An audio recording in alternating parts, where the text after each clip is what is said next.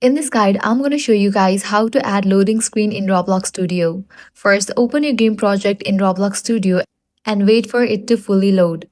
Once your project is open, go to the toolbox panel. If you don't see the toolbox by default, simply click on the toolbox option at the top menu to make it visible.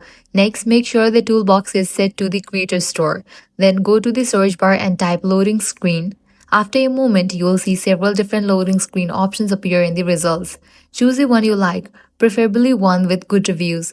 Click on it to insert it into your game. If a confirmation message appears, just click yes. Once inserted, the loading screen will appear in the Explorer panel. From there, click and drag the loading screen into the starter folder so it will appear when the game starts. After that, expand the loading screen by clicking the small drop-down arrows, then open the mainframe section. Here you can customize the loading screen by editing the title or adding your own text.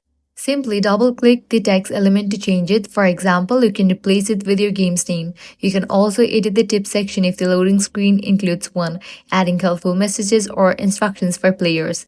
When you are done customizing, click play to test your game. The loading screen should now appear when the game starts and automatically disappear when the game finishes loading. And that's it. You have successfully added a loading screen to your Roblox game. If this guide was helpful, do not forget to like, share, and subscribe to our channel. Thanks for watching.